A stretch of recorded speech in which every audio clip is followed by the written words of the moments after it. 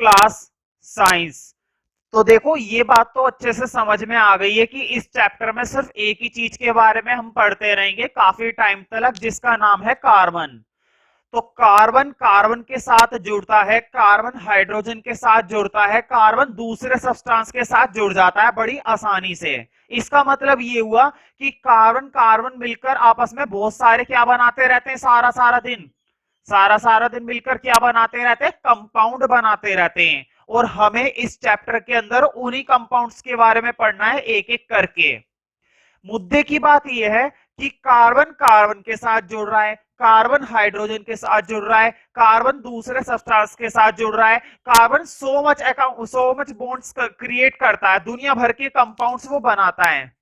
तो काम की बात यह है कि जरूर इनके बीच में बहुत ही जबरदस्त दोस्ताना लगा हुआ है दूसरों के साथ जुड़ने का। कहने का मतलब ये हुआ कि एक एलिमेंट किसी दूसरे एलिमेंट के साथ इतने अच्छे से कैसे जुड़ सकता है, कुछ ना कुछ तो वजह रही होगी। एक एलिमेंट अपने साथ इतने सारे एलिमेंट को कैसे जोड़कर रख सकता है, तो कुछ तो वजह रही होगी। इनके बीच में ऐसा कौन सा बॉन्ड है, इनके बीच में ऐसा कौन सा बॉन्ड है जो इसको जोड़ने में मदद करता है। तो पेपर में कई बार आ जाता है कि कार्बन कार्बन के बीच में जो बॉन्ड पाया जाता है उस बॉन्ड का नाम बताइए। कार्बन कार्बन के बीच में जो बॉन्ड पाया जाता है उस बॉन्ड का नाम बताइए। तो उस बॉन्ड का नाम होता है कोवैलेंट बॉन्ड। कौन सा बॉन्ड होता है, कोवैलेंट बॉन्ड। अब ये बॉन्ड बनता कैसे है, क्या क्या खासियत होती है, कैसे क्रिएट होता है, किन किन के अंदर पाया जाता है, और इस बॉन्ड को क्यों बनाया जाता है। इससे पहले भी एक चैप्टर हमने पढ़ा है जिसका नाम है चैप्टर 3 मेटल और नॉन मेटल। और वहां पर मैंने तुम लोगों को क्या बनाने सिखाए थे, वहां पर मैंने तुम लोगों को इलेक्ट्रॉन डॉट स्ट्रक्चर बनाना सिखाए थे। वहां पर मैंने इलेक्ट्रॉन डॉट स्ट्रक्चर बनाना सिखाए थे जो किसमें पाए जाते हैं, वो मेटल से नॉन मेटल और नॉन मेटल से मेटल में पाए जाते हैं। मतलब मेटल और नॉन मेटल मिलकर जो बनाते हैं that is called electron dot structure. यानी कि वहां पर जैसे कि हमारा सोडियम है और क्लोरीन है, तो दोनों मिलकर जो बनाएंगे वो बनता है सोडियम क्लोराइड। वो क्या बनता है, वो बनता है सोडियम क्लोराइड। तो वहां पर मैंने बताया था इनको क्या बोला जाता है, वहां पर इनको बोला जाता है आयनिक कंपाउंड्स। ये जो बनते हैं वहां पर उनको क्या बोला जाता है, आयनिक कंपाउंड्स। और यहां पर हम कौन से कंपाउंड की बात कर रहे हैं, यहां पर हम बात कर रहे हैं कार्बन कंपाउंड्स। मतलब पहले वाले चैप्टर में हमने बात करी थी आयनिक कंपाउंड्स की, और अब हम बात कर रहे हैं कार्बन कंपाउंड्स की। आयनिक कंपाउंड्स के अंदर भी कुछ ना कुछ बॉन्ड था, और कार्बन कंपाउंड के अंदर भी कुछ ना कुछ बॉन्ड है। जैसे कि एक एग्जांपल देता हूं, मान लो दो ये एलिमेंट है और ये दोनों आपस में आकर चिपक गए, इनके बीच में कुछ ना कुछ तो बॉन्डिंग है ना। जब भी दो एलिमेंट आपस में जुड़ते हैं तो उनके बीच में कुछ बॉन्डिंग होती है। कभी कभी ये बॉन्डिंग आयनिक बॉन्डिंग होती है और कभी कभी ये बॉन्डिंग कोवैलेंट बॉन्डिंग होती है। इसका मतलब ये हुआ कि दो एलिमेंट को जोड़ने के लिए या किसी भी कंपाउंड को बनाने के लिए कुछ ना कुछ बॉन्डिंग की जरूरत पड़ती है। तो पेपर में कई बार आ चुका है कि कार्बन कंपाउंड के अंदर जो बॉन्ड पाया जाता है, कार्बन कंपाउंड के अंदर जो बॉन्ड पाया जाता है उस बॉन्ड का नाम बताइए। कार्बन कंपाउंड के अंदर पाया जाने वाला बॉन्ड क्या कहलाता है, वो कहलाता है कोवैलेंट बॉन्ड। ये किसमें पाया जाता है, कार्बन कंपाउंड में, C4 कोवैलेंट और C4 कार्बन। मतलब कार्बन से बनने वाले सारे कंपाउंड में, कार्बन से बनने वाले सारे कंपाउंड में कोवैलेंट बॉन्ड होता है। तुम इतनी देर से सोच रहे होंगे कि यार मैं बार बार कोवैलेंट बॉन्ड बोले जा रहा हूं, कैसे बनता है, ये वाले बॉन्ड की क्या खासियत होती है, क्या करने पर बनता है, वो सब तो बताऊं मैं जरा। मैं एक ही शब्द के पीछे लग गया इतनी देर से, तो कोई बात नहीं, उसी बारे में तो पढ़ने वाले हैं। तो समझ में आ गया है कि आज की शुरुआत हमें किस टॉपिक से करनी है, आज की शुरुआत किस टॉपिक से करनी है। तो टॉपिक है, हेडिंग है आज की क्लास के लिए covalent bonding, covalent bonding in CC. तुम कहोगे सीसी मतलब, तो देखो मैंने शॉर्ट में लिखा है सीसी, तुम्हें सीसी नहीं लिखना, तुम्हें लिखना है कार्बन कंपाउंड। कौन से कंपाउंड की बात होने वाली है, कार्बन कंपाउंड। तो हेडिंग क्या है, covalent bonding in carbon compound, मतलब कार्बन कंपाउंड में जो कोवेलेंट बॉन्डिंग पाई जाती है हम उसके बारे में पढ़ने वाले हैं यहाँ पर, ठीक है। तो स्टार्ट करते हैं कोवेलेंट बॉन्ड कार्बन कंपाउंड के बारे में। लेकिन उससे पहले मैं तुम्हें बता देता हूं, इससे पिछले चैप्टर में हमने कौन से कंपाउंड पढ़कर आए, वहां पर हम पढ़कर आए आयनिक कंपाउंड। वहां पर कौन से कंपाउंड पढ़कर आए, आयनिक कंपाउंड। और अब इस चैप्टर में हम कौन से कंपाउंड पढ़ने वाले हैं, कार्बन कंपाउंड। अब पढ़ने वाले कार्बन कंपाउंड और पहले पढ़कर आए आयनिक कंपाउंड। आयनिक कंपाउंड में जो बॉन्ड पाया जाता है वो बॉन्ड कहलाता है आयनिक बॉन्ड। क्या बोला जाता है, आयनिक बॉन्ड। इनका एक दूसरा नाम और होता है इलेक्ट्रो वैलेंट बॉन्ड। इलेक्ट्रो का क्या मतलब हुआ, इलेक्ट्रो का मतलब ये हुआ कि इसके अंदर जो आयन चिपके हुए होते हैं ना उनको बिजली के झटके से अलग किया जा सकता है। सिर्फ किस चीज से अलग किया जा सकता है, बिजली के झटके से, या फिर ह्यूज अमाउंट में एनर्जी चाहिए, दुनिया भर की एनर्जी चाहिए, तब ये बॉन्ड टूटते हैं, वरना ये वाले बॉन्ड इतनी आसानी से नहीं टूटते हैं।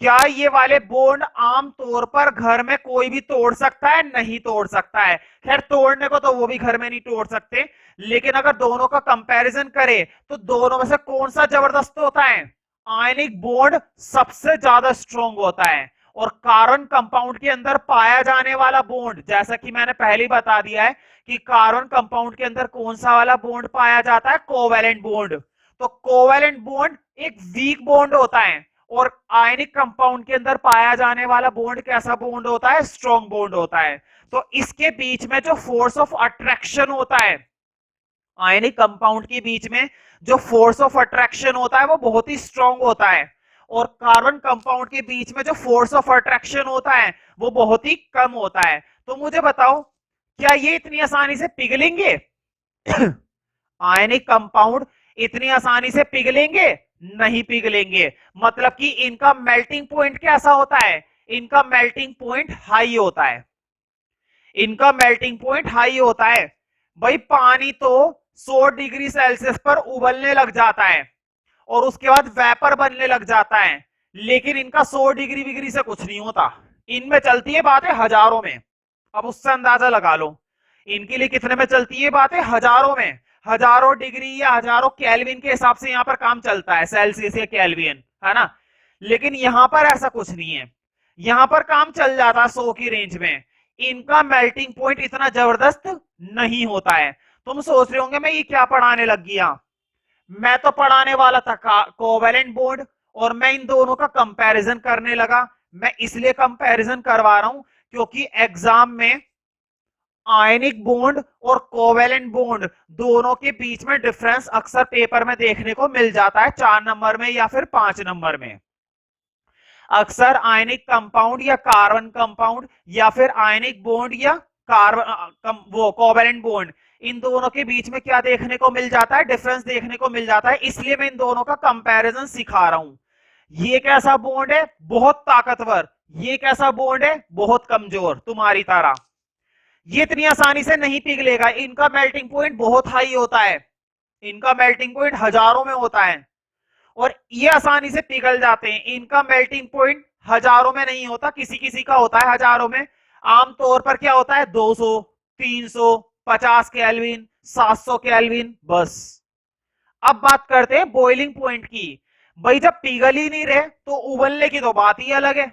तो बताओ इनका बॉइलिंग पॉइंट भी क्या होता है, बहुत हाई होता है। अगर तुम 100 केल्विन का टेम्परेचर पास करोगे तब भी नहीं उबलेगा, 500 केल्विन का टेम्परेचर पास करोगे तब भी नहीं उबलेगा, हजारों डिग्री का टेम्परेचर पास करोगे ना तब जाकर उबलना शुरू होएगा। ये इतनी आसानी से नहीं उबलते, ठीक है। और ये तो वैसे ही उबल जाते, कोई टेंशन वाली बात नहीं है। इसका मतलब ये हुआ कि पहले मैं इन दोनों के बारे में हल्का सा पढ़ाऊंगा ताकि तुम पेपर में डिफरेंस कर सको, ताकि तुम पेपर में इन दोनों के बीच में डिफरेंस लिख सको, ठीक है। इसलिए मैं तुम्हें थोड़ी सी बातें फिर से याद दिला रहा हूं जो मेटल और नॉन मेटल के अंदर हमने पहले ही पढ़ ली थी। कौन से चैप्टर में पढ़ ली थी, चैप्टर 3 में, ठीक है। तो कोवेलेंट बॉन्डिंग का हेडिंग डाला हुआ है, मुझे मालूम है इन कार्बन कंपाउंड। लेकिन तुम्हें नंबर 1 पॉइंट फिर भी ये लिखना पड़ेगा, तो नंबर 1 पॉइंट में लिखो, लिखो आयनिक कंपाउंड्स, आयनिक कंपाउंड्स, है ना।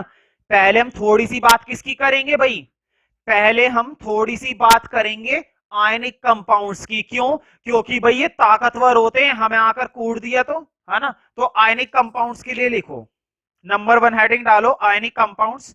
आयनिक कंपाउंड्स में लिखो, इसी के आगे लिखो, आयनिक कंपाउंड्स के आगे, ionic compounds have high melting and boiling point,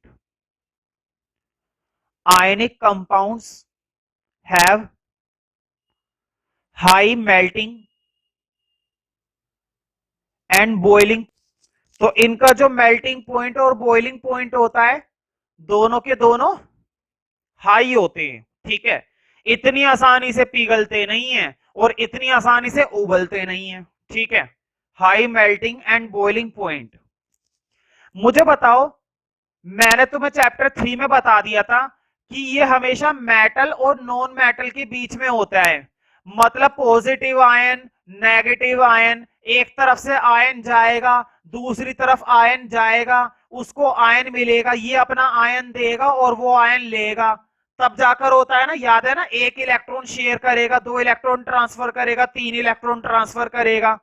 तो इलेक्ट्रॉन भेजने देने का काम होता है। इसका मतलब ये हुआ कि इसमें ना आयंस आते जाते रहते हैं, आयंस का क्या होता रहता है, आदान प्रदान होता रहता है। मेटल आयन रिलीज करते हैं और कोरिय आयन ले लेते हैं, नॉन मेटल ले लेते हैं, ठीक है। इसका मतलब ये हुआ कि इनके अंदर इलेक्ट्रॉन्स चलते रहते हैं, मूवमेंट करते रहते हैं। तो बताओ क्या ये इलेक्ट्रिक करंट कंडक्ट कर पाएंगे? बिल्कुल, नाम से ही पता चल रहा है। कौन से कंपाउंड है ये? Ionic compound. और जहां पर आयंस रिलीज कर जाए, जहां पर आयंस रिलीज कर जाए, वो इलेक्ट्रिसिटी कंडक्ट कर लेते हैं, लेकिन सॉलिड फॉर्म में नहीं, एक्वस फॉर्म में। एक्वस मतलब लिक्विड फॉर्म में, लिक्विड फॉर्म में कंडक्ट कर सकते हैं, सॉलिड फॉर्म में नहीं कर सकते। क्या घर पे हमारे जो नमक रखा रहता है डब्बे के अंदर, क्या वो इलेक्ट्रिक करंट कंडक्ट कर सकता है? अभी नहीं कर सकता। पानी में घोल दो, कंडक्ट कर लेगा, ठीक है। पानी में घोल दो, कंडक्ट कर लेगा। तो मैंने लिखवाया ionic compounds have high melting and boiling point. फिर लिखो and conduct electricity, and conduct electricity. लेकिन कौन से सॉल्यूशन में? एक्वस। लिखो electricity in aqueous solution, board पे लिखा हुआ है aqueous, in aqueous solution, in aqueous solution.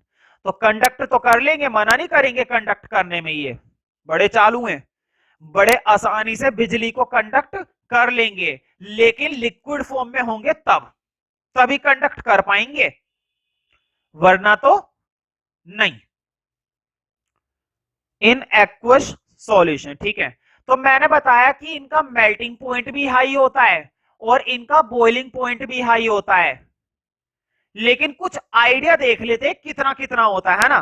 तो छोटा सा नीचे बना लो, सोडियम, पहले बोर्ड पे देख लेना मैं क्या लिख रहा हूं, कैल्शियम ऑक्साइड। मैंने 2 कंपाउंड लिए हैं बस। आयनिक कंपाउंड बहुत सारे होते हैं, जो आयनिक कंपाउंड्स होते हैं वो दुनिया भर के होते हैं, लेकिन पूरी कहानी नहीं पढ़नी, सिर्फ 2 से बात समझनी है, ठीक है। तो इन 2 का ना मेल्टिंग पॉइंट देख लेते हैं, इनका 2 का मेल्टिंग पॉइंट और बॉइलिंग पॉइंट देख लेते हैं कितना कितना होता है, बस ज्यादा टेंशन वाली बात नहीं है, ठीक है। तो भाई सोडियम क्लोराइड का मेल्टिंग पॉइंट होता है 1074 केल्विन, मैंने पहले ही बताया था। इनका मेल्टिंग पॉइंट बहुत बहुत होता है।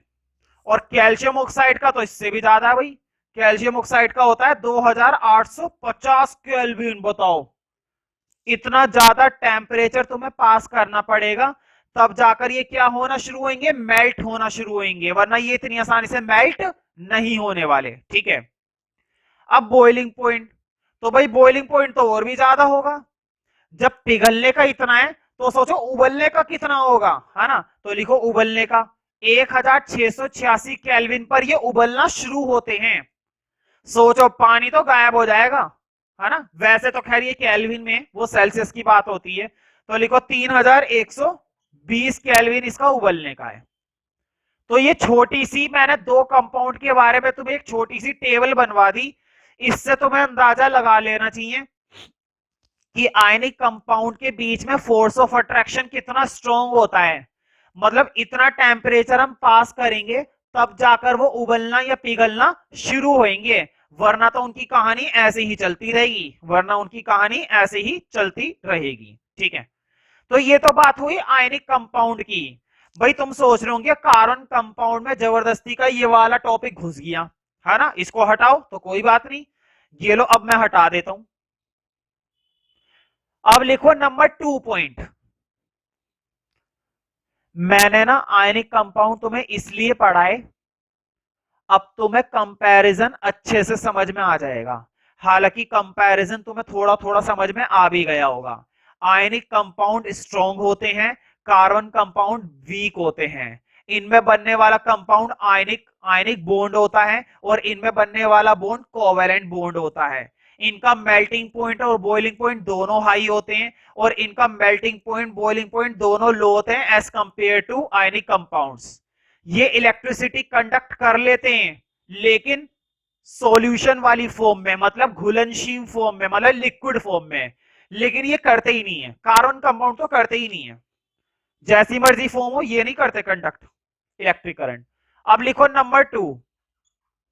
अब पढ़ेंगे कार्बन कंपाउंड। असली हीरो इस चैप्टर का कौन है? इस चैप्टर का असली हीरो है कार्बन कंपाउंड। ठीक है भाई, मैं थोड़ी ना हूं असली हीरो। असली हीरो कौन है? कार्बन कंपाउंड, है ना। तो देखो, कार्बन कंपाउंड के बारे में समझने से पहले ना हम इसके कुछ एग्जाम्पल पर गौर करते हैं। एग्जाम्पल कहने का क्या मतलब है, कुछ कंपाउंड पहले देख लेते हैं।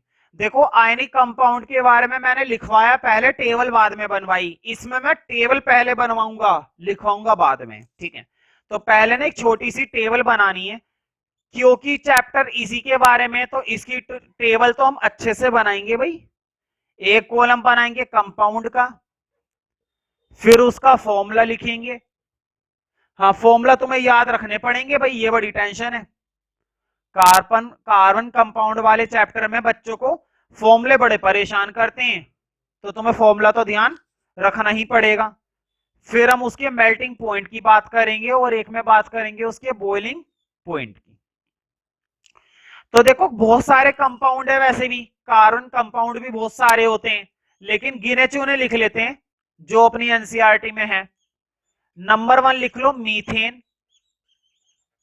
मीथेन, मीथेन का सिंबल होता है CH4। मीथेन का क्या सिंबल होता है? CH4। फिर लिखो नंबर 2। नंबर 2 पर लिखना क्लोरोफॉर्म। क्लोरोफॉर्म, क्लोरोफॉर्म होता है CHCl3। उसके बाद नंबर 3 पर लिखना इथेनॉल। इथेनॉल, इसका होता है CH3 CH2OH। तुम कहोगे ये सब याद करने पड़ेंगे, मैं बोलूंगा हाँ करने पड़ेंगे। ये तो बस शुरुआत है केमिस्ट्री की, वरना असलियत में याद करना किसे कहते हैं वो हमें 11th या 12th की केमिस्ट्री में पता चलता है। ये तो कुछ भी नहीं है ना। साइंस की दुनिया में याद करना भी नंबर 1 पर आता है और समझना भी नंबर 1 पर आता है, और कभी कभी तो रटना भी पड़ता है। बहुत सारी चीजें, बहुत सारी टर्मिनोलॉजी ऐसी होती है जो रटनी पड़ेंगी, ठीक है, जिनका कोई हिसाब नहीं है। खैर, अब मैंने तुम्हें ये 4 कंपाउंड लिखवा दिए। अब इन चारों कंपाउंड के मैं थोड़े मेल्टिंग पॉइंट और बॉइलिंग पॉइंट की बातें कर लेता हूं। तो देखो जैसे कि अपना मीथेन, मीथेन मैंने पहले बताया था ज्यादा कुछ तो होता नहीं है इनका टेम्परेचर, क्योंकि इनका मेल्टिंग पॉइंट और बॉइलिंग पॉइंट बहुत ही कम होता है। ठीक है, तो देखो मीथेन तो 90 पर ही मान जाता है बेचारा, मेरी तरह मजदूर इंसान है, 90 पर ही मान जाता है।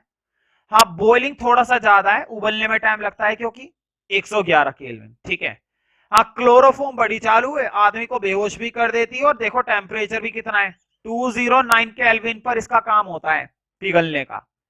और 334, हाँ 334, हाँ 334 केल्विन इसका बॉइलिंग पॉइंट है।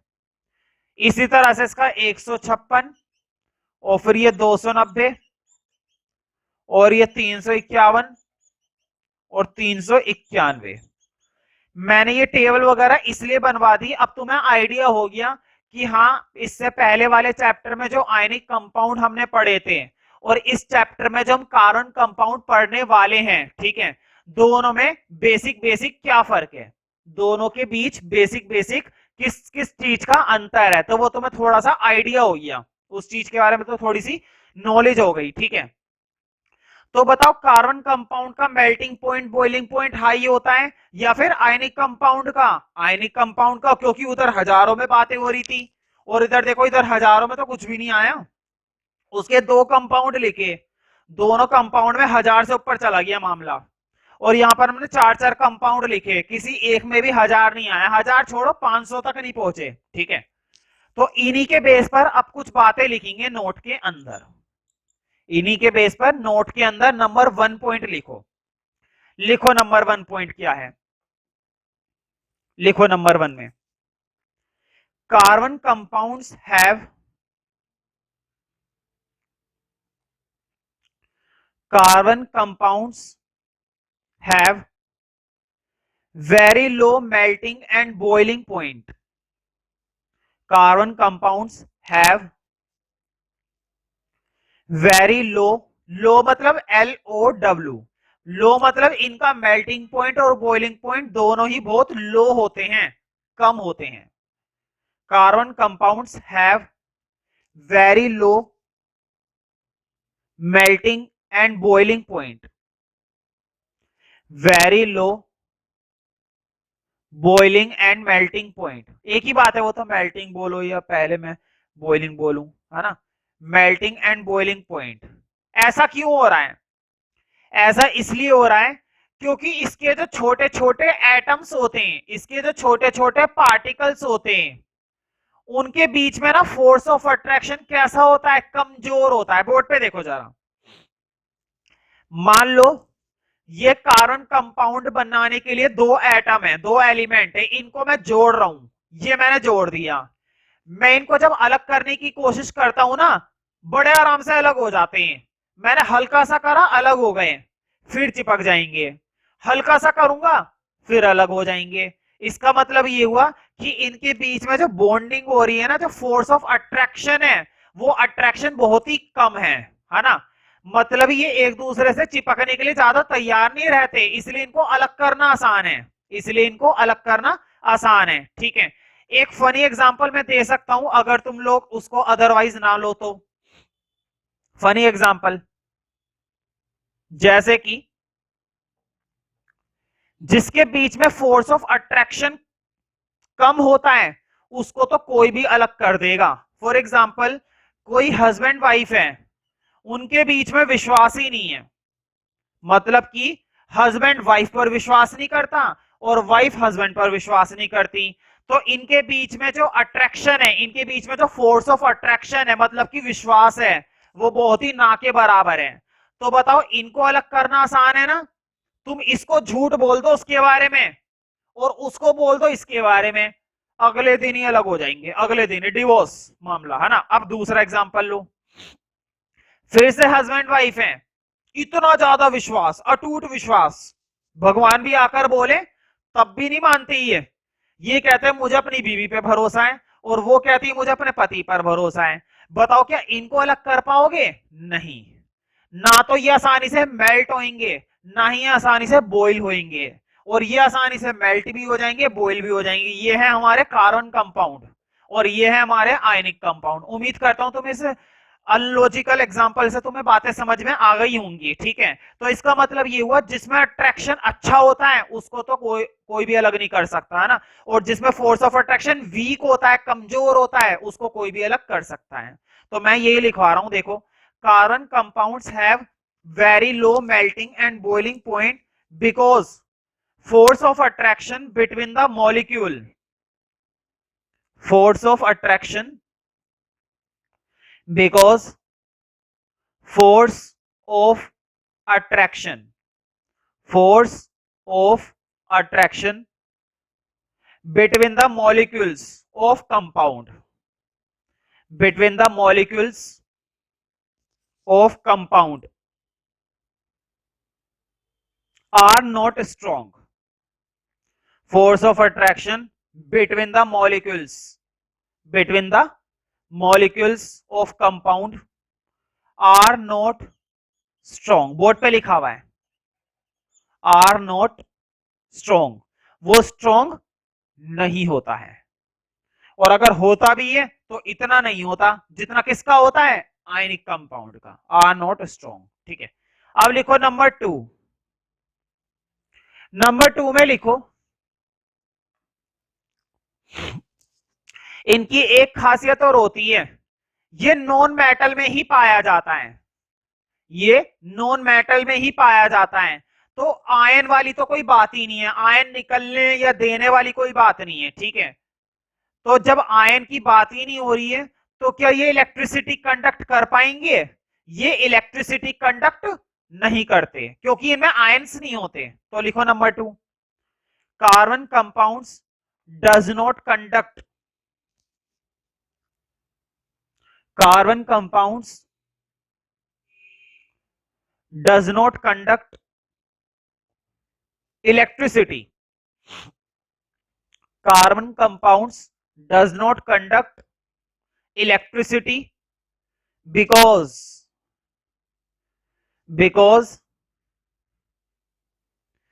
they do not produce,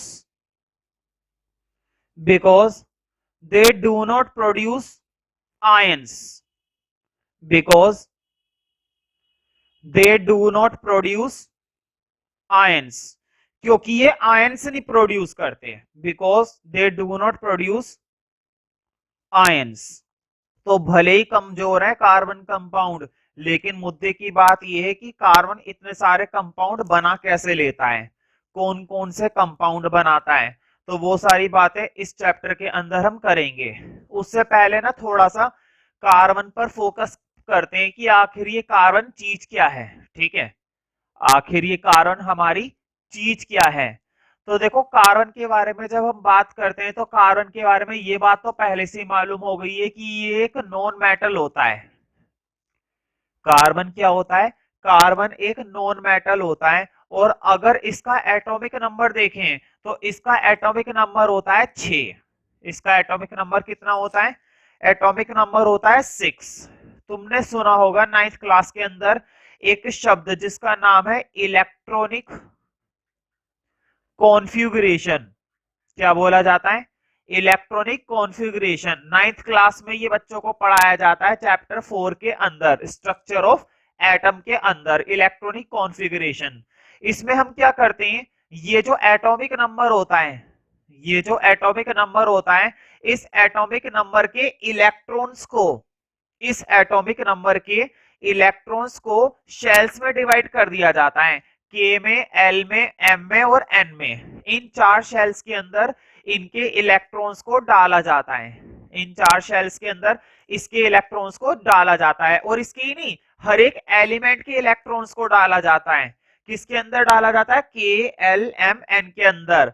तो जब हम इन इलेक्ट्रॉन्स को इन शेल्स के अंदर डालते हैं, जब इन इलेक्ट्रॉन्स को इन शेल्स के अंदर डिवाइड करते हैं, तो ये कहलाता है इलेक्ट्रॉनिक कॉन्फ़िगरेशन। ऐसा करना क्या कहलाता है, इलेक्ट्रॉनिक कॉन्फ़िगरेशन। अब काम की बात ये कि कैसे डालते हैं, तो तुमने सुना होगा कि पहली शेल में मैक्सिमम कितने डाले जा सकते हैं, 2। पहली शेल में मैक्सिमम कितने डाले जा सकते हैं, 2। फर्दर अगली शेल में कितने डाले जा सकते हैं, 8। ठीक है, इस तरह से हर एक शेल में अपना एक नंबर होता है डालने का।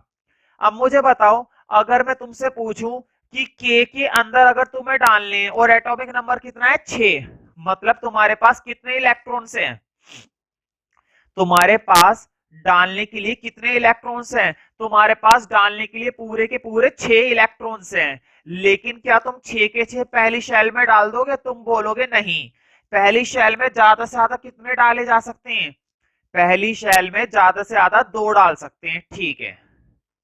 तो मैंने पहली शेल में 2 डाल दिए। अब अगली शेल में देखते हैं कि अगली शेल में कितने डाल सकते हैं। तो बताओ अगली शेल में तुम कितने डाल सकते हो। दो तो यहां पर आ गए, दो तो यहां पर आ गए। अब तुम्हारे पास कितने बचे हुए हैं भाई, 6 में से दो तो आ गए, 4 बचे हुए हैं। ठीक है, तो वो 4 यहां पर आ गए, है ना।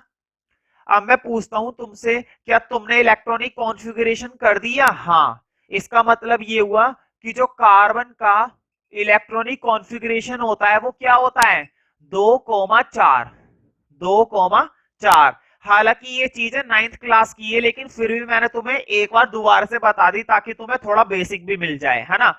और इससे पहले ये काम हमने चैप्टर 3 में भी करा है, तो वहां पर भी मैंने सारी बातें बताई थी कि ये इलेक्ट्रॉनिक कॉन्फ़िगरेशन कैसे किया जाता है। ठीक है, खैर कोई बात नहीं, दोबारा कर लिया तो इसमें कोई नुकसान वाली बात नहीं है, रिवीजन हो जाता है।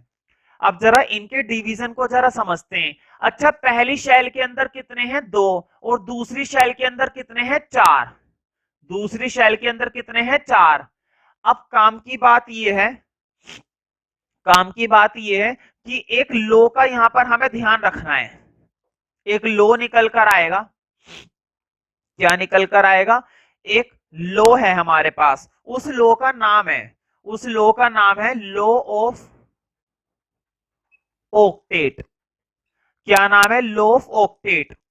ऑक्टेट का मतलब होता है 8। ऑक्टेट का मतलब क्या होता है, ऑक्टेट का मतलब होता है 8।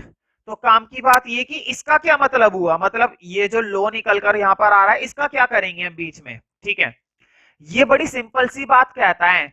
ये कहता है कि किसी भी एलिमेंट की जो लास्ट शेल होती है, किसी भी एलिमेंट की जो लास्ट शेल होती है, लास्ट वाली शेल, ठीक है, बिल्कुल लास्ट वाली शेल जो होती है, उस शेल के अंदर 8 होने चाहिए। उस शेल के अंदर क्या होने चाहिए, 8 होने चाहिए। ये कहता है कि लास्ट वाली शेल में कितने इलेक्ट्रॉन्स होने चाहिए, लास्ट वाली शेल में 8 होने चाहिए। ना तो 8 से ज्यादा होने चाहिए, ना तो 8 से ज्यादा होने चाहिए, और ना ही 8 से कम होने चाहिए। ये कहता है लो ऑफ ऑक्टेट। और इसके अकॉर्डिंग ही सारे कंपाउंड्स बनाए जाते हैं। इसी लो के अकॉर्डिंग क्या बनाए जाते हैं, इसी लो के अकॉर्डिंग सारे कंपाउंड्स बनाए जाते हैं। अब जरा कार्बन में गौर करो, बताओ कार्बन की लास्ट शेल के अंदर कितने हैं, 4। कार्बन की आखिरी शेल के अंदर कितने हैं भाई, 4 हैं। ठीक है, तो ये कहता है कि नहीं, ये गलत बात है, तुमने 4 ले रखे हैं। ये तुम्हारी गलत बात है कि तुमने क्या ले रखे, 4 ले रखे। 4 मत करो, कितने लो, पूरे 8 लो। तो ये कहता है कि इलेक्ट्रॉन सिर्फ और सिर्फ कितने होने चाहिए, 8 होने चाहिए। तो इस लो को फॉलो करने के लिए, इस लो को पूरा करने के लिए हम क्या करेंगे, हम इसके अंदर है ना 4 इलेक्ट्रॉन और डालेंगे। भाई सीधी सी बात है। ऑक्टेट क्या कह रहा है, ऑक्टेट कह रहा है कि 4 डालने पड़ेंगे, 4 डालने पड़ेंगे, क्योंकि तभी ऑक्टेट पूरा होगा। बताओ साइंस की दुनिया में रहकर तुम क्या इस लॉ को तोड़ोगे?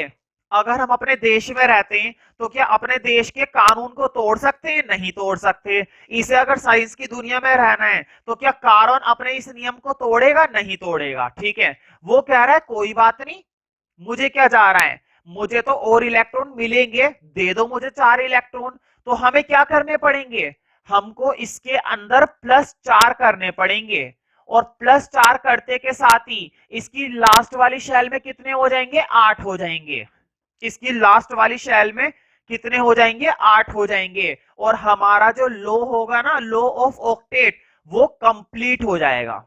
हमारा लो ऑफ ऑक्टेट कंप्लीट हो जाएगा। लेकिन ये सारी बातें जो अभी तक मैंने करी हैं, ये सारी बातें जो मैंने इतनी कर ली कि 4 दे देंगे, कितने इलेक्ट्रॉन दे देंगे, 4 इलेक्ट्रॉन दे देंगे, क्या ये करना इतना आसान है? मैं बोलूंगा बहुत मुश्किल है, और सीधा बोलूं तो नामुमकिन है। जरा देखो, बताओ कितने इलेक्ट्रॉन थे पहले से ही, अभी फिलहाल हमारे पास कितने इलेक्ट्रॉन्स हैं, अभी हमारे पास 4 इलेक्ट्रॉन्स हैं। अभी हमारे पास कितने इलेक्ट्रॉन्स हैं, 4 electrons. Minus minus minus minus, तुम्हें मालूम है ना इलेक्ट्रॉन नेगेटिव होते हैं, इलेक्ट्रॉन क्या होते हैं, नेगेटिव होते हैं। तो कितने माइनस है मेरे पास, 4 माइनस हैं। कितने माइनस है, 4 माइनस हैं। और तुम कह रहे हो कि 4 और दे दो। मैंने बोला क्यों, तो तुमने बताया भाई हमें अपना ऑक्टेट पूरा करना है इसलिए 4 और दे दो। मैंने कहा चलो ठीक है दे दो, ये लो मैं और 4 माइनस लगा रहा हूं। मैं और कितने माइनस लगा रहा हूं, 4 माइनस और लगा दिए। टोटल कितने इलेक्ट्रॉन हो गए, टोटल इलेक्ट्रॉन हो गए 8। क्या ये सब करना इतना आसान है, मैंने अभी अभी बताया था नेक्स्ट टू इम्पॉसिबल। इम्पॉसिबल, अब जरा देखो, साइंस की एक खासियत है, केमिकल की एक खासियत है कि जब भी दो माइनस वाले एक साथ आते हैं, जब भी दो माइनस वाले एक साथ आते हैं तो ये कभी भी एक दूसरे को बिल्कुल भी पसंद नहीं करते। ये एक दूसरे को क्या करते हैं, रिपल्स करते हैं। ये एक दूसरे पर रिपल्सन क्रिएट करते हैं। ये एक दूसरे पर क्या क्रिएट करते हैं, रिपल्सन। अब तुम कहोगे ये रिपल्सन का क्या मतलब हुआ, रिपल्सन का मतलब जरा ऐसे समझो, इधर देखो, मेरे पास ये दो पेन है। हाँ मेरे पास ये दो पेन है और दोनों के दोनों क्या है, ब्लू है, ठीक है। तो देखो दोनों के दोनों सेम है, ये भी इलेक्ट्रॉन ये भी इलेक्ट्रॉन, क्यों, क्योंकि दोनों के दोनों ब्लू हैं। मैं इनको चिपकाने की कोशिश करूंगा ना, नहीं चिपका पाऊंगा, कभी भी नहीं चिपका पाऊंगा। क्यों, क्योंकि इनके बीच में अच्छा खासा रिपल्सन क्रिएट होता है। रिपल्सन का मतलब होता है ये एक दूसरे को दूर फेंकने की कोशिश करते हैं। तुमने देखा होगा मैग्नेट का जो सेम पोल होता है वो भी चिपकता नहीं है। मैग्नेट देखिए, चुंबक अलमारी पे चिपकाने वाली, तो उसका जो सेम पोल होता है उसको एक दूसरे से चिपकाने की कोशिश करोगे कभी नहीं चिपकेगा। जब तक पकड़े रहोगे चिपके रहेंगे, जैसे छोड़ दोगे हट जाएंगे। अब हमेशा हम पकड़े तो रह नहीं सकते। इसका मतलब ये हुआ कि इनके बीच में अच्छा खासा क्या क्रिएट होता है, रिपल्सन। तुम कहोगे ये दूसरे पर ताकत लगाते हैं, वो उसका मुक्का मारता है और ये उसको मुक्का मारते हैं और दोनों के दोनों क्या हो जाते हैं, अलग हो जाते हैं। ये तो वही बात हो गई, एक माइनस वाला दूसरे माइनस वाले से नफरत करता है, वो एक दूसरे को बिल्कुल भी पसंद नहीं करते हैं। वो एक दूसरे को बिल्कुल भी पसंद नहीं करते। इसको ऐसे समझ लो, लड़की और लड़की कभी भी एक दूसरे को पसंद नहीं करेंगी। क्यों, क्योंकि एक के अच्छे मार्क्स आ गए तो दूसरी उससे दोस्ती तोड़ देगी, और दूसरे के अच्छे मार्क्स आ गए तो पहली उससे दोस्ती तोड़ देगी। तो लड़की और लड़की एक दूसरे को कभी पसंद नहीं करती, क्योंकि उनके बीच में क्या क्रिएट होता है, रिपल्सन। बिल्कुल इसी तरीके से प्लस वालों के साथ भी ऐसी होता है। हालांकि प्लस वालों की बातें मैं करूंगा नहीं, प्लस वालों की बातें क्यों नहीं करूंगा, क्योंकि प्लस का काम ही नहीं है। सारी कहानी किसकी है, सारी कहानी इलेक्ट्रॉन्स की है। सारी की सारी जो कहानी चल रही है वो किसके बारे में चल रही है, आज की कहानी का हीरो कौन है, इलेक्ट्रॉन्स। तो सारी बातें मैं इलेक्ट्रॉन्स के बारे में करूंगा, ना कि प्रोटॉन्स के बारे में। लेकिन मैं फिर भी बता देता हूं, मैं फिर भी बता देता हूं कि प्लस वाले में भी क्या क्रिएट होता है, प्लस वाले में भी रिपल्सन क्रिएट होता है। मतलब कि जब भी सेम चार्ज होंगे, जब भी कैसा चार्ज होएगा, सेम चार्ज, मतलब माइनस और माइनस, प्लस और प्लस। तो जब भी सेम चार्ज होता है ना, उनके बीच में कैसा फोर्स क्रिएट होता है, फोर्स ऑफ रिपल्सन। और ये रिपल्सन इन दोनों को एक दूसरे के साथ चिपकने नहीं देगा, इन दोनों को एक दूसरे के साथ चिपकने के लिए नहीं देगा। दो इलेक्ट्रॉन के बीच में इतना ज्यादा रिपल्सन क्रिएट होता है। अब तुम कहोगे चलो रिपल्सन क्रिएट होता है, हम भी इनको चिपकाने की खूब कोशिश करेंगे, एनर्जी लगाएंगे। दुनिया भर की ह्यूज अमाउंट में क्या अप्लाई करनी पड़ेगी, एनर्जी। भाई दो दुश्मनों को एक साथ रखना है, दो दुश्मनों को एक साथ रखना है तो तुम्हें बहुत ताकत लगानी पड़ेगी एक साथ रखने के लिए। वो रह तो जाएंगे अकेले, लेकिन जब तक तुम ताकत लगाओगे तब तक वो एक साथ रहेंगे, और उसके बाद वो अलग कर देंगे एक दूसरे को। इसका मतलब ये हुआ कि दुनिया भर की हमें क्या लगानी पड़ती है, एनर्जी।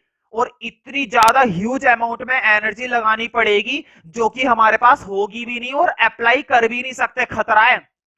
दुनिया भर की एनर्जी सप्लाई करने में खतरा है, क्योंकि जो एटम है वो फट भी सकता है, कुछ भी हो सकता है। खैर ये केमिस्ट्री की बातें, डीप नॉलेज तुम्हें बाद में मिलेगी कि क्या क्या हो सकता है और कितनी एनर्जी लगानी पड़ेगी और कैसे अप्लाई करनी पड़ेगी, है ना, प्रैक्टिकल नॉलेज मतलब। खैर अभी तो हम बहुत छोटे लेवल पर बात कर रहे हैं कि अगर इनको एक साथ रखना है तो इतनी ज्यादा एनर्जी लगानी पड़ेगी जो कि पॉसिबल नहीं है। ये काम करना हमारे बस की बात नहीं है। हाँ, अगर भगवान कर सके तो कर सकते हैं। अब किसी बच्चे के माइंड में ये आएगा कि आप ये कह रहे हो कि 4 इलेक्ट्रॉन के साथ बाकी के 4 इलेक्ट्रॉन को नहीं डाला जा सकता। 4 इलेक्ट्रॉन के साथ बाकी के 4 इलेक्ट्रॉन को नहीं डाला जा सकता। क्यों? क्योंकि उनके बीच में रिपल्सन हो जाएगा। अब किसी बच्चे के दिमाग में ये आएगा कि 4 और इलेक्ट्रॉन नहीं डाल सकते, 4 इलेक्ट्रॉन और नहीं डाल सकते, पहले से भी तो 4 इलेक्ट्रॉन है यहां पर, उनका क्या? पहले से भी तो 4 इलेक्ट्रॉन पड़े हुए, उनका क्या? क्या उनके बीच में रिपल्सन क्रिएट नहीं हो रहा? क्या उनके बीच में रिपल्सन क्रिएट नहीं हो रहा? हो रहा है। तुमने बोर का मॉडल ध्यान से अगर 9th क्लास में पढ़ा हो तो बोर मॉडल ने यही बताया था कि एक इलेक्ट्रॉन दूसरे इलेक्ट्रॉन को दूर तो फेंकेगा लेकिन वो उसको उसकी शेल से बाहर नहीं कर पाएगा। इनके बीच में एक प्रॉपर क्या बना रहेगा? गैप बना रहेगा। याद है ना, बोर का मॉडल 4 शेल में डिवाइड था, KLMN, ठीक है। तो बोर ने ये बात बोली थी कि एक इलेक्ट्रॉन दूसरे इलेक्ट्रॉन को रिपल्स तो करेगा लेकिन वो उसको उसकी शेल से बाहर नहीं फेंक पाएगा। और दूसरी चीज, ये तो नेचुरली एग्जिस्ट करते हैं 4 इलेक्ट्रॉन, ये कोई हमने थोड़ी ना डाले, ये तो नेचुरली हो रहे हैं, ठीक है। और ये जो बात हो रही है ना, ये हमारे डालने की बात हो रही है। क्या हम डाल पाएंगे? नहीं भाई, नेचुरली तो कुछ भी हो सकता है, नेचर वाइज तो कुछ भी हो सकता है, लेकिन अगर हम उसको खुद करने की कोशिश करें तो शायद वो चीज हम ना कर पाए, ठीक है। तो नेचुरली तो कुछ भी हो जाएगा। इसका मतलब ये हुआ, बताओ क्या कार्बन अपना ऑक्टेट कंप्लीट कर पाएगा? नहीं। ये तो उदासी वाली बात हो गई, है ना। ये तो उदासी वाली बात हो गई कि कार्बन अपना ऑक्टेट कंप्लीट नहीं कर पा रहा है। तो कैसे काम चलेगा? हम इसको साइंस में रहने नहीं देंगे अगर इसने अपना ऑक्टेट कंप्लीट नहीं करा तो साइंस बड़ी दयालु है। साइंस ने कहा कोई बात नहीं, कोई टेंशन नहीं, अगर तुम ऑक्टेट कंप्लीट नहीं कर पा रहे हो ना तो तुम्हारे लिए मेरे पास एक रूल और है जिसका नाम है law of duplet. Law of duplet, duplet, duplet मतलब दो। ये कहता है कोई बात नहीं, अगर कोई कोई एलिमेंट अपना ऑक्टेट पूरा नहीं कर पाता है, अगर कोई कोई एलिमेंट जैसे कि अपना कार्बन अपना ऑक्टेट पूरा नहीं कर पाता है तो उस केस में वो अपना डुप्लेट पूरा कर ले, उस केस में वो अपना डुप्लेट पूरा कर ले। अब ये कह रहा है कि डुप्लेट का क्या मतलब हुआ? डुप्लेट का मतलब ये हुआ कि लास्ट वाली शेल में दो छोड़े बस, लास्ट वाली शेल में कितने इलेक्ट्रॉन छोड़े? दो छोड़े। अब देखो इसको दो छोड़ने का क्या मतलब है, देखो कार्बन को करवाना है ना, कार्बन ने अपना ऑक्टेट पूरा करने से तो मना कर दिया, कार्बन ने अपना ऑक्टेट पूरा करने से तो मना कर दिया, लेकिन इसने एक रूल और दिया, उसने कहा कि चलो कोई बात नहीं, ऑक्टेट पूरा नहीं कर रहे कोई बात नहीं, अपना डुप्लेट ही पूरा कर लो। हमने कहा चलो करके देखते हैं, अब जरा इधर आ जाओ करके देखते हैं। अब बताओ डुप्लेट पूरा करना है तो क्यों ना मैं ये 4 हटा दूं, क्यों ना मैं ये 4 हटा दूं, ऐसा कर सकता हूं। अगर मैंने 4 हटा दिए तो बताओ लास्ट शेल में कितने रह जाएंगे? लास्ट शेल में रह जाएंगे 2, और लास्ट शेल में 2 रह गए तो कौन सा रूल पूरा हो जाएगा? लॉ ऑफ डुप्लेट पूरा हो जाएगा, लॉ ऑफ डुप्लेट पूरा हो जाएगा। अब काम की बात यह है कि इन 4 को जब हटाने की बात आएगी, पहले मैं इलेक्ट्रॉन को क्या कर रहा था? ऐड कर रहा था, पहले मैं इलेक्ट्रॉन को क्या कर रहा था? ऐड कर रहा था। अब इलेक्ट्रॉन को लॉस करवाना पड़ेगा, इलेक्ट्रॉन को क्या करवाना पड़ेगा? लॉस्ट करवाना पड़ेगा। पहले इलेक्ट्रॉन को ऐड करने की कोशिश कर रहे थे, ऐड कर रहे थे तो दुनिया भर का रिपल्सन हो रहा था और रिपल्सन की वजह से हम कर ही नहीं पाए, रिपल्सन की वजह से हम कर ही नहीं पाए। अब 4 इलेक्ट्रॉन को निकालने की बात हो रही है कि चलो हटो यहां से, हटो, ये लो, बताओ मैंने बोर्ड पर से रब कर दिया, क्या रियल में करना इतना आसान है? तुम कहोगे ये क्या बात हुई इलेक्ट्रॉन को हटा भी नहीं सकते क्या? बिल्कुल सच्ची बात है। मैं तो 4 की बात कर रहा हूं, 3 हटाना बहुत बड़ी बात है। किसी भी एलिमेंट में से 3 इलेक्ट्रॉन निकालना ही बहुत बड़ी बात होती है। Huge amount of energy is required to remove any 3 element electrons. अगर तुम 3 इलेक्ट्रॉन निकालने की कोशिश भी करोगे ना, तो दुनिया भर की एनर्जी चाहिए, नहीं कर पाएंगे। प्रैक्टिकली इम्पॉसिबल है, प्रैक्टिकली। रियलिस्टिक में करके देखा है लोगों ने और करते रहते हैं। हम जैसे तैसे 3 का तो जुगाड़ कर सकते हैं और 4 तो हम कभी कर ही नहीं सकते हैं।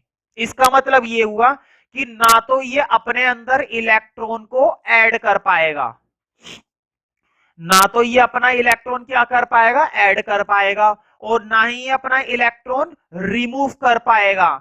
ऐड इसलिए नहीं कर पाएगा क्योंकि दुनिया भर का क्या आ जाता है बीच में, रिपल्सन आ जाता है। रिपल्सन मतलब तुम 2 इलेक्ट्रॉन को आपस में चिपकाने की कोशिश करोगे और ये एक दूसरे को मुक्का मारने की कोशिश करेंगे, चल भाग यहां से, और वो बोलेगा तू भाग यहां से। तो क्या तुम इनको चिपका पाओगे? नहीं चिपका पाओगे। और रिमूव करने की क्या बात है? रिमूव करने का काम है, तुम एक शेल के अंदर से ये चारों इलेक्ट्रॉन निकालने की कोशिश कर रहे हो, एक शेल के अंदर से 4 इलेक्ट्रॉन निकालने की कोशिश कर रहे हो। मैंने अभी बताया कि ये अपनी शेल में एक दूसरे को दूर फेंकते रहते हैं, ये अपनी शेल में ना एक दूसरे को दूर फेंकते रहते हैं, लेकिन इतनी हिम्मत तो इनमें भी नहीं है कि ये किसी एक को बाहर कर दें। क्या इन इलेक्ट्रॉन्स के अंदर इतनी हिम्मत है, इतना रिपल्सन है कि ये एक दूसरे को बाहर कर दे? नहीं। जब एक इलेक्ट्रॉन में इतनी हिम्मत नहीं है तो हम तो इतनी एनर्जी सप्लाई ही नहीं कर सकते कि किसी 3 इलेक्ट्रॉन को या 4 इलेक्ट्रॉन को बाहर भेज दिया जाए, नहीं कर सकते।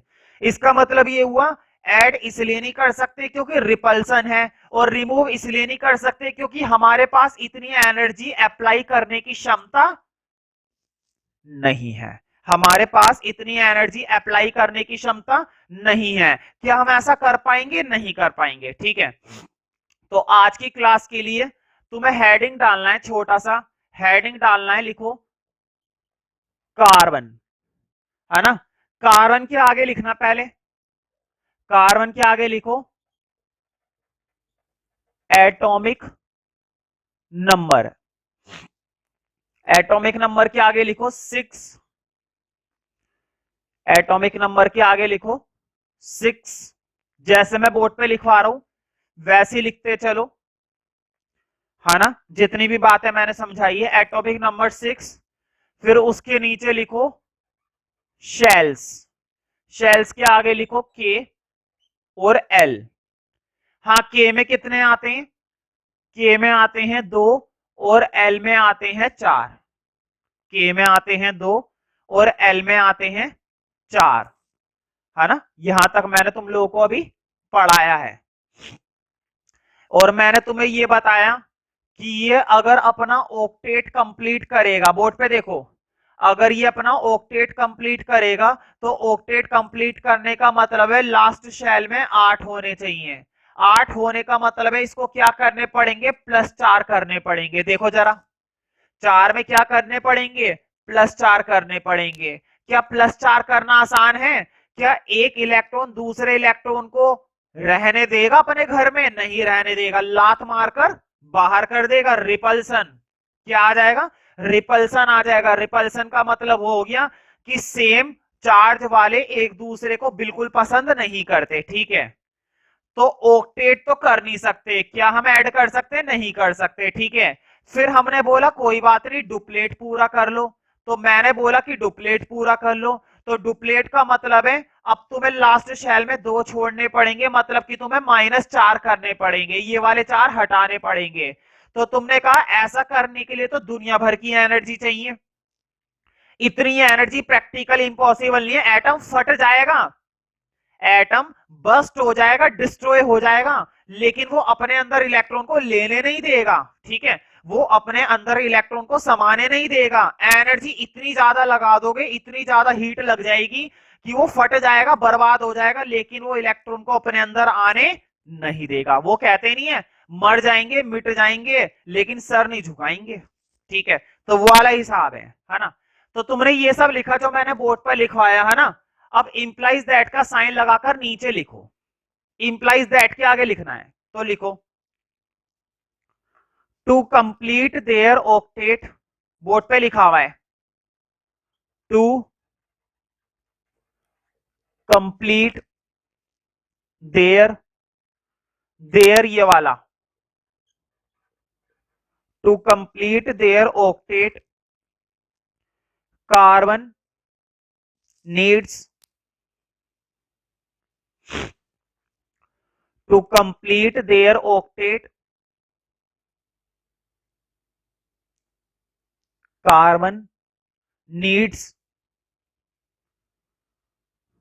Carbon needs to gain, board पे लिखा हुआ है गेन, नीड्स टू गेन और लॉस, बोर्ड पे लिखा हुआ है लॉस। या तो ये अपने साथ 4 इलेक्ट्रॉन को ले ले, है ना, या फिर ये अपने 4 इलेक्ट्रॉन दे दे। लेना भी इसे पसंद नहीं, देना भी इसे पसंद नहीं, पता नहीं करना क्या चाहता है। To complete their octet carbon needs to gain और loss, carbon needs to gain और लॉस 4 इलेक्ट्रॉन्स, 4 इलेक्ट्रॉन्स। तो क्या ये 4 इलेक्ट्रॉन ले पाएगा? नहीं। क्या ये 4 इलेक्ट्रॉन छोड़ेगा? नहीं। कह रहा है तेरा लूंगा नहीं, अपना दूंगा नहीं।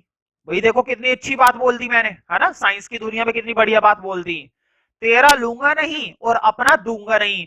तेरे 4 इलेक्ट्रॉन मैं नहीं ले रहा और अपने 4 इलेक्ट्रॉन मैं नहीं दे रहा। ना तो बर्थडे पार्टी दूंगा और ना ही बर्थडे पार्टी लूंगा। ठीक है, सीधा सा असूल है। कार्बन नीड्स टू गेन और लॉस 4 इलेक्ट्रॉन्स। ठीक है, बट बट तो बताओ क्या ये सब इसके लिए आसान है? अगर ये अपना ऑक्टेट पूरा करना चाहता है तो ना तो ये 4 ले रहा है और ना ही ये 4 दे रहा है, तो क्या ये सब करना इसके लिए आसान है? तो लिखो बट इट इज डिफिकल्ट, इसी में चल रहा है, इसी लाइन में चल रहा है। But it is difficult for carbon, it is difficult for carbon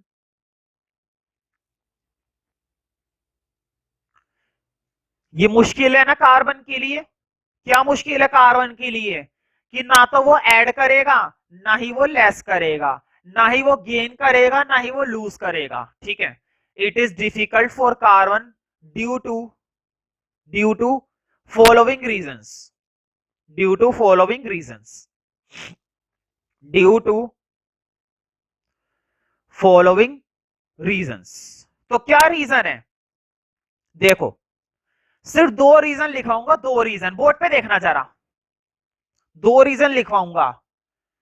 4 electron add करने के लिए भी मना कर रहा है, 4 इलेक्ट्रॉन लॉस करने के लिए भी मना कर रहा है। ठीक है, ना तो ले रहा है ना दे रहा है। 4 इलेक्ट्रॉन प्लस करने के लिए भी मना कर रहा है, 4 इलेक्ट्रॉन माइनस करने के लिए भी मना कर रहा है। जब प्लस करने आते हैं तो मुक्का दिखा देता है, कहता है भाग जाए यहां से पतली गली से, पहली फुर्सत में निकल। क्या बोलता है? पहली फुर्सत में निकल। हमने बोला भाई ठीक है, हम तो छोटे आदमी, निकल जाएंगे। रिपल्सन क्रिएट करता है। जब हम एक इलेक्ट्रॉन अपनी जेब में लेकर जाते हैं ना, ले ले ले ले, मना कर देता है। जब हम उससे मांगने जाते हैं फिर क्या कहता है? फिर कहता है पहली फुर्सत में निकल, है ना, क्योंकि हमारे अंदर इतनी एनर्जी है नहीं, हम भाग जाते हैं, है ना। ह्यूज अमाउंट में एनर्जी चाहिए, सिर्फ एनर्जी नहीं, large amount of energy, large amount of energy. ठीक है, इतनी ज्यादा एनर्जी में तो एटम भी फट जाएगा, एटम ही डिस्ट्रॉय हो जाएगा। और जब एटम ही नहीं बचेगा तो इलेक्ट्रॉन का क्या चार्ज डालोगे? ठीक है, तो 2 रीजन है, एक तो रिपल्सन और एक एनर्जी। ठीक है, तो दोनों रीजन लिखवा रहा हूं। लिखो नंबर 1, पहला रीजन छोटा सा है बिल्कुल, लिखो it is difficult for carbon, it is difficult for carbon, it is difficult for carbon to add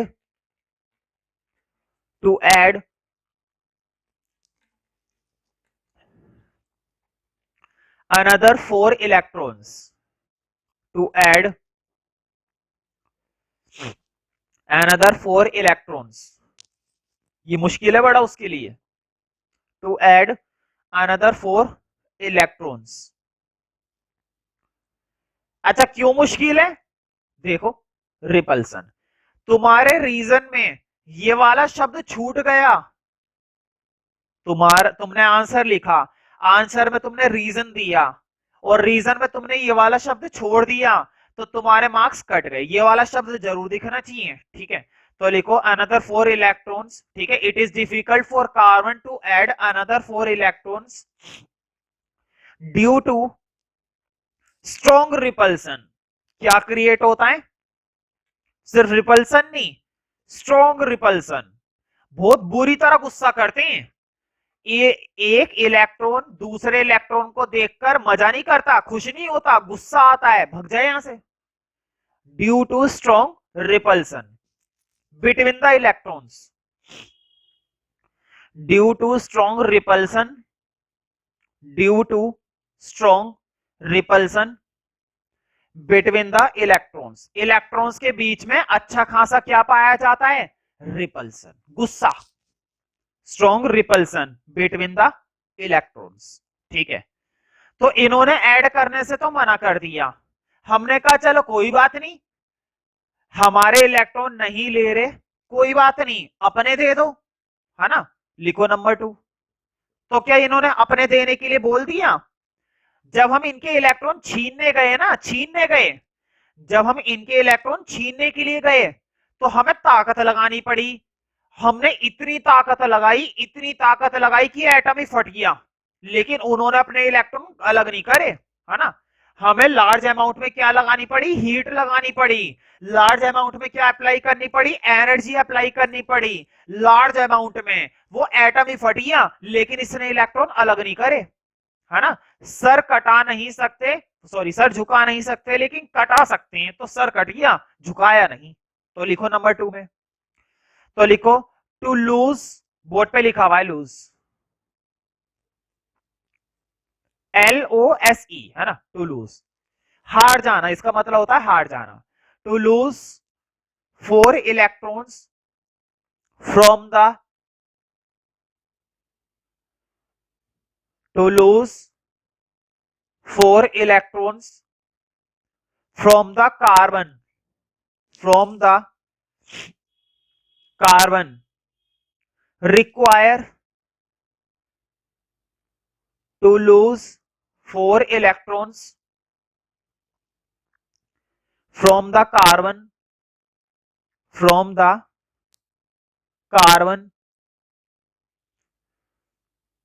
from the carbon, है ना, from the carbon require, क्या जरूरत पड़ती है ना, किस चीज की रिक्वायरमेंट होती है? एनर्जी की, ठीक है। Require very large amount, require very large amount of energy, require very large amount of energy, very large amount of energy. तुम्हें दुनिया भर की एनर्जी लगानी पड़ जाएगी, लेकिन ये अलग होंगे नहीं, ये नहीं मरेंगे, ठीक है। तो क्वेश्चन ये है कि ये अपना ऑक्टेट फिर कैसे करेगा पूरा? साइंस में तो हम इसे रहने देंगे नहीं, और ये साइंस में जबकि है भी, साइंस में हम इसको रहने देंगे नहीं, और जबकि ये साइंस में अभी भी है भी, ठीक है। तो इसने ना तो अपना ऑक्टेट पूरा करा, ना इसने अपना डुप्लेट पूरा करा, ना तो इसने अपना ऑक्टेट पूरा करा और ना ही इसने अपना डुप्लेट पूरा करा, और फिर भी ये साइंस की दुनिया में बना हुआ है। तो कैसे? क्वेश्चन है कैसे। तो क्वेश्चन का आंसर बड़ा सिंपल है, देखो। हमने कार्बन से बोला कि भाई अपने 4 दे दे, इसने मना करा। हमने इससे बोला कि अपने हमारे 4 ले ले, इसने मना करा, ना तो लेने के लिए ना देने के लिए। हमने इससे कहा भाई अब सुनना जरा ध्यान से, ये करेगा क्या, और जो पूरे चैप्टर में चलेगा, है ना। अब जो बात आने वाली है, हमने इससे कहा तेरे पास है ना ये जो 4 इलेक्ट्रॉन रखे हुए हैं, ये जो 4 इलेक्ट्रॉन तेरे पास रखे हुए चमक रहे हैं, क्या हो रहे हैं, चमक रहे हैं। ये 4 इलेक्ट्रॉन है ना हमें दे दे, इसने मना कर दिया। हमने कहा कि 4 इलेक्ट्रॉन हमसे ले ले, इसने वो भी मना कर दिया। तो दोनों चीजें इसने हमें करने के लिए मना कर दी। अब देखो, अब हम इसे कुछ और बोलेंगे और उसके लिए ये हाँ कर देगा। हमने बोला कि 4 अपने मत दे, अब मत दे हमें 4, क्या कर, तू है ना अपने 4 है ना, तू अपने 4 दूसरे वाले कार्बन के साथ है ना शेयर कर ले, अपने 4 दूसरे वाले के साथ क्या कर ले, शेयर कर ले। अब जरा बोर्ड पे देखो, मैं थोड़ा सा बड़ा डायग्राम बनाता हूं, देखो जरा, ज्यादा ही बड़ा हो गया, चलो कोई बात नहीं। देखो, यहां पर भी कार्बन, यहां पर भी कार्बन, इसके पास भी कितने इलेक्ट्रॉन, इसके पास भी 4 इलेक्ट्रॉन, इसके पास भी कितने इलेक्ट्रॉन, इसके पास भी 4 इलेक्ट्रॉन। चलो इस वाले कार्बन के मैं अलग से दिखाता हूं, इस वाले कार्बन के मैंने क्रॉस से दिखाया है ना, ताकि तुम्हें फर्क पता चल जाए। और क्योंकि मुझे बीच में समझाना है तो इस वाले पार्ट को मैं थोड़ा सा बड़ा कर लेता हूं, है ना, ताकि मैं अच्छे से समझा पाऊं। अब ठीक है ना। देखो अब जरा बोर्ड पे 2 मिनट के लिए देखना, इस चैप्टर का सबसे इंपॉर्टेंट पार्ट स्टार्ट होने जा रहा है। मैंने कहा कि भाई अपने 4 इलेक्ट्रॉन दे दे, मान जा। इसने बोला नहीं दूंगा, तू मान जा। मैंने इससे कहा कि तू ले ले, वो कहने लगा लूंगा भी नहीं, ना तो दूंगा ना लूंगा। मैं बोला ठीक है चलो, मत दे मत ले, ठीक है। मैंने फिर इसको समझाया, मैंने बोला अपने इलेक्ट्रॉन है ना मत दे मुझे, तू एक काम कर, दूसरे वाले के साथ शेयर तो कर सकता है। देखो, एक बात होती है कि किताब उसको दे देना पढ़ने के लिए, तुमने अपने दोस्त से बोला कि भाई किताब दे दे, तो उसने कहा कि दे तो नहीं सकता हूं, शेयर कर लेता हूं, सर पढ़ा रहे तू देख ले, मेरी किताब में खुली हुई है, देख देख के पढ़ता रहे, कोई दिक्कत नहीं, शेयर कर लूंगा, दूंगा नहीं।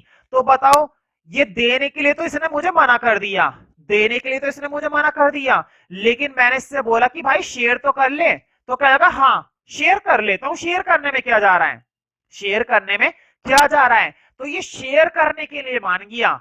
इसने बोला मैं किताब तुझको नहीं देने वाला, लेकिन हाँ किताब मैंने खोल रखी है, थोड़ा सा तेरी तरफ कर देता हूं, तू भी पढ़ ले मैं भी पढ़ लेता हूं। अब जरा ये देखो, मैंने इससे बोला कि तू अपने इलेक्ट्रॉन है ना मत दे, तू अपने इलेक्ट्रॉन है ना दूसरे वाले के साथ शेयर कर ले। इसने कहा ठीक है मैं शेयर कर लेता हूं। देखो अब जरा हुआ क्या, ये इलेक्ट्रॉन इसके सर्कल के अंदर भी हैं और ये इलेक्ट्रॉन इसके सर्कल के अंदर भी है। ऐसा क्यों है, क्योंकि इन्होंने आपस में क्या करी है, शेयरिंग करी है। फिर मैंने इसको समझाया, मैंने कहा कि भाई उसने शेयर कर ली, तुझे शर्म नहीं आती, कहा बिल्कुल आती है जी, हमें भी आती है शर्म, ये लो मैं भी कर लेता हूं, ये लो। इसने भी उठा करके क्या कर ली, शेयरिंग कर ली। अब जरा बोर्ड पे देखना, बताओ इस कार्बन के पास इस समय कितने इलेक्ट्रॉन है, देखो जरा, इस कार्बन मतलब इस सर्कल के अंदर देखो, 1 2 3 4 5 6 7 8। बताओ क्या इसका ऑक्टेट पूरा हो गया, हाँ। इसने कहा मैंने दिया भी नहीं, मैंने लिया भी नहीं, हमने आपस में क्या करी, शेयरिंग करी। तुम कहोगे कि भाई इलेक्ट्रॉन इसने दे तो दिए, दिए कहां, इसी के एटम के अंदर ही तो रहे, इसी के एटम के अंदर रहे। और उसने भी कहा दिए, उसके भी एटम के अंदर रहे, एटम मतलब सर्कल के अंदर रहे। हाँ वो बात अलग है कि दोनों ने, कार्बन ने मिलकर आपस में क्या बना लिया, दोनों कार्बन ने मिलकर आपस में क्या बना लिया, कंपाउंड। और क्योंकि ये कार्बन ने बनाया है तो इसलिए इसका नाम होता है कार्बन कंपाउंड। और इस चैप्टर के अंदर कार्बन ऐसे ही कंपाउंड बनाता जाएगा और उन सारे कंपाउंड के बारे में हम यहां पर पढ़ने वाले हैं। इसका मतलब ये हुआ, देखो जरा, इससे पहले वाले चैप्टर में हमने आयनिक कंपाउंड पढ़ा था, है ना, आयनिक कंपाउंड पढ़ा था। और इस वाले चैप्टर में हम कार्बन कंपाउंड पढ़ रहे हैं। पिछले चैप्टर में आयनिक कंपाउंड पढ़ा, इस वाले चैप्टर में कार्बन कंपाउंड पढ़ रहे हैं। वहां पर क्या होता था, वहां पर एक इलेक्ट्रॉन निकालकर दूसरे को देते थे। सोडियम अपना एक इलेक्ट्रॉन क्लोरीन को दे दिया करता था इस तरह से, है ना, 2 इलेक्ट्रॉन क्लोरीन को दे दिया करता था इस तरह से, ठीक है। तो वहां पर इलेक्ट्रॉन जाता था, मतलब क्या हो जाता था, ट्रांसफर हो जाता था। इसने निकाल कर दे दिया उसे। क्या इसने निकाल कर दिया? नहीं, इसने निकाल कर नहीं दिया। क्या इसने निकाल कर दिया? नहीं, निकाल कर नहीं दिया। इन्होंने तो आपस में क्या करी है, शेयरिंग करी है। तो देखो, शेयरिंग से बनने वाले कंपाउंड कार्बन कंपाउंड, और ट्रांसफर से बनने वाले कंपाउंड आयनिक कंपाउंड। तो कई बार पेपर में 1 नंबर में आ जाता है कि अगर कोई कंपाउंड इलेक्ट्रॉन को शेयर करने से बन रहा है, तो शेयर करने से तो कार्बन कंपाउंड बनते हैं, और अगर कोई कंपाउंड ट्रांसफर करने से बन रहा है, तो ट्रांसफर करने से सिर्फ आयनिक कंपाउंड बनते हैं। और ट्रांसफर करने का फोर्स ज्यादा स्ट्रॉन्ग होता है। क्यों? क्योंकि देखो, इसने तो इलेक्ट्रॉन देकर दे दिया, उसे घुस गया उसके अंदर, वो वाला इलेक्ट्रॉन यहां से निकल गया और वहां पर घुस गया। तो पक्की बॉन्डिंग है, पक्की बॉन्डिंग है, जबरदस्त, ठीक है। लेकिन इन दोनों के बीच में ये इलेक्ट्रॉन फंसे हुए हैं अभी भी, है ना। तो यहां पर बॉन्डिंग थोड़ी सी वीक होती है, मैंने पहले बता दी थी ये बात कि इनके बीच में वीक बॉन्डिंग होती है और उनके बीच में स्ट्रॉन्ग बॉन्डिंग होती है, ठीक है। तो कुल मिलाकर इन दोनों ने आपस में क्या करे, शेयर करें। तो पेपर में आ जाता है कि ये अपना ऑक्टेट कैसे पूरा करता है, ये अपना ऑक्टेट शेयरिंग से करता है, ठीक है। तो इसका मतलब ये हुआ कि इन दोनों के बीच में ना दोस्ती हो गई। अगर मैं एक दोस्त को बोलता हूं ना क्लास में कि किताब शेयर कर लो, क्या दिक्कत है, किताब शेयर कर लो आपस में, वो कहेगा इसके साथ नहीं करूंगा, और वो बोलेगा इसके साथ नहीं करूंगा। वो उसको मना करेगा और वो उसको मना करेगा, मतलब दोनों में दोस्ती नहीं है। लेकिन यहां पर तो शेयरिंग हुई है, मतलब इन दोनों के बीच में दोस्ती है। दोस्ती मतलब, दोस्ती मतलब इन दोनों के बीच में क्या है, बॉन्डिंग है। बॉन्डिंग मतलब दोस्ती। और यहां पर इस दोस्ती का नाम होता है, यहां पर इस दोस्ती का नाम होता है कोवैलेंट बॉन्ड। दोस्ती का क्या नाम है, यहां पर दोस्ती का नाम है कोवैलेंट बॉन्ड या फिर कोवैलेंट बॉन्डिंग, ठीक है। तो यहां पर कोवैलेंट बॉन्डिंग क्रिएट हुई है, तो तुम्हें इन सब चीजों का ध्यान रखना चाहिए।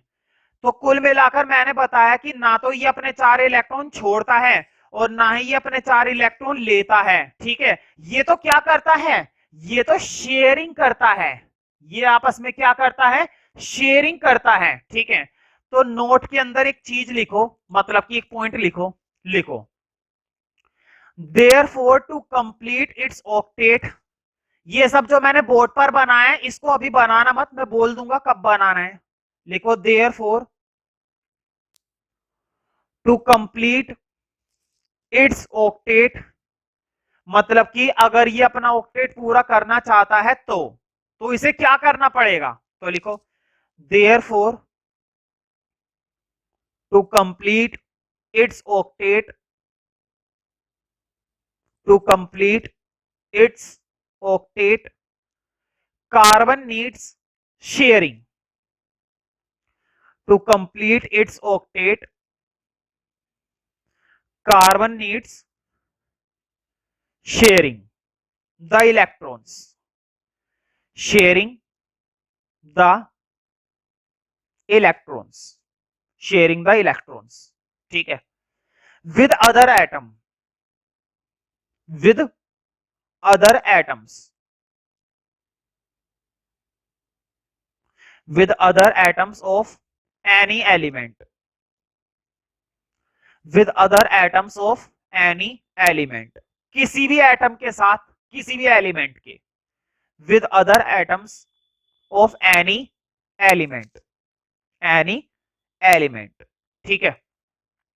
देखो जरा, इनके बीच में जो बनने वाला बॉन्ड है उसका नाम क्या है, कोवेलेंट बॉन्ड।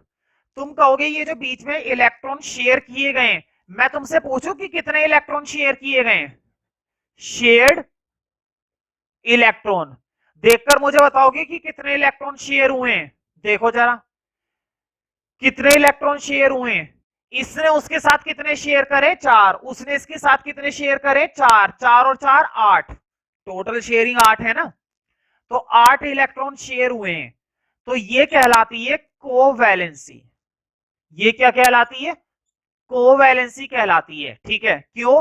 क्योंकि इनके बीच में कितने इलेक्ट्रॉन की शेयरिंग हुई है, इनके बीच में 8 इलेक्ट्रॉन की शेयरिंग हुई है। इसलिए कोवैलेंसी। क्यों? क्योंकि दोनों ने मिलकर शेयर करें भाई, दोनों ने मिलकर शेयर करें, 4 उसके 4 इसके, दैट इज कॉल्ड कोवैलेंसी। इसलिए शब्द लगा हुआ है, क्या शब्द लगा हुआ है साथ में? को का मतलब कोवैलेंसी। ठीक है, तो बनने वाला बॉन्ड कोवैलेंट बॉन्ड, आपस में जो इलेक्ट्रॉन इनके शेयर हो जाएंगे वो कोवैलेंसी कहलाती है। ठीक है, तो मैंने 2-3 तुम्हें बातें बता दी, और इनसे जो कंपाउंड बनते हैं, ये जो नया कंपाउंड बन गया है, ये कंपाउंड कहलाएगा कोवैलेंट। ये तो खैर मैंने पहले बता दिया है, ये कहलाएगा कोवैलेंट कंपाउंड। कोवैलेंट कंपाउंड क्योंकि बॉन्डिंग भी कोवैलेंट है। ठीक है, तो देखो इस वाले डायग्राम को ड्रॉ करने की जरूरत नहीं है, अभी जो डायग्राम आगे आएंगे ना उनको ड्रॉ करना है। ये तो सिर्फ समझाने के लिए रफली बनाया था ना, अभी इसको बनाने की जरूरत नहीं है। हाँ, इसके बेस पर इन चीजों को ध्यान रखना कि इनका क्या मतलब होता है।